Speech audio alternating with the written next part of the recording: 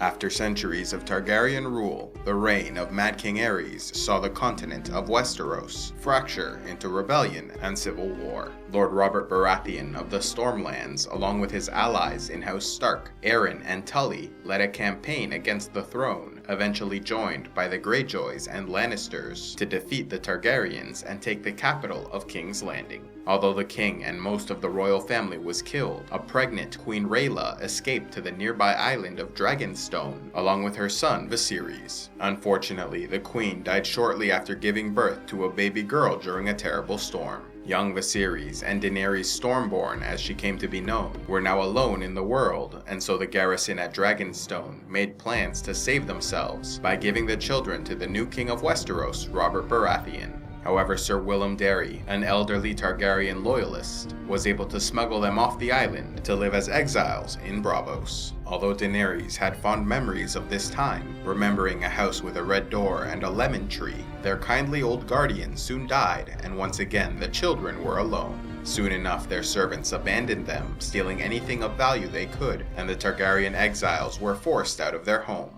The two traveled throughout the free cities of Essos, at first treated like foreign dignitaries by local nobility, but eventually seen as unwanted guests, even nicknaming Viserys the Beggar King. To survive, they sold every last memento and treasure they had, including their mother's golden crown. After losing the last symbol of their royal heritage, Viserys grew increasingly hostile and violent towards his sister, the years of hardship stripping away the last of his joy. Finally, some relief came for the Targaryen children when Illyrio Mopatis, a wealthy merchant of Pentos, opened his home to them, even arranging a marriage for 13-year-old Daenerys to Khal Drogo, leader of a Dothraki Khalasar of 40,000.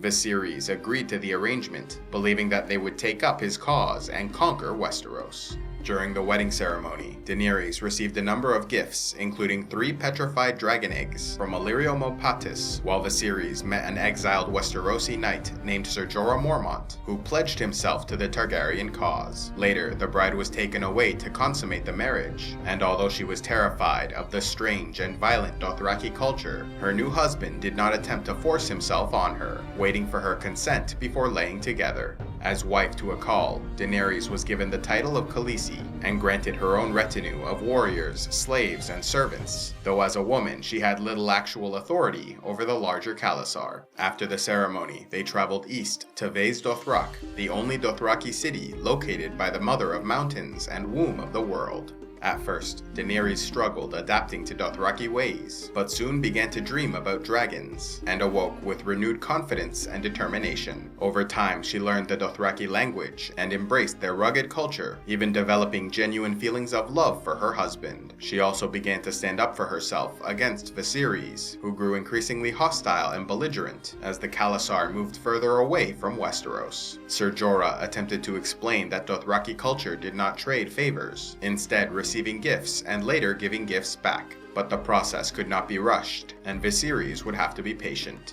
At the age of 14, Daenerys revealed she was pregnant, and so once arrived at Vaes Dothrak, a ceremony was performed where she ate the raw heart of a horse in front of the Dosh Khaleen, the widows of former Khals who acted as advisors to the Khalasars. Upon successfully consuming the heart, the Dosh Khaleen predicted that her unborn child was the stallion who will mount the world, a long-awaited hero of prophecy who would unite the Khalasars. After the ceremony, a feast was held, where Viserys Targaryen arrived drunk and armed with a sword, a violation of the laws of the city which forbade weapons. The exiled prince then pointed the sword at his sister's pregnant belly, threatening to kill them both unless Drogo fulfilled his promise to give him a crown. Drogo agreed, melting golden medallions and pouring the molten liquid over Viserys' head, giving him his golden crown. Daenerys did not turn away from the death of her brother, accepting it and embracing her role as the last living heir to the Targaryen throne. Drogo, however, showed no interest in taking his army across the sea to conquer Westeros, until Sir Jorah Mormont saved Daenerys from an assassination attempt, convincing the Khal that his wife's enemies in Westeros must be destroyed.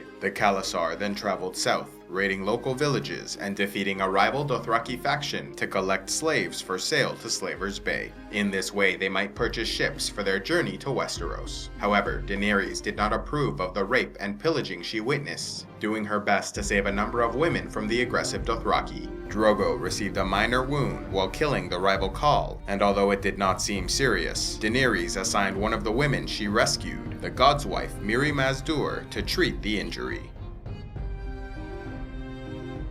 A special thanks to all those who contribute to CivilizationEx, like Soul Medical Guide, Amethyst Honeywine, and Jake the Red Fury. If you would like to help CivilizationEx, click on the Patreon link, and please be sure to like and subscribe, and click on the links to see more.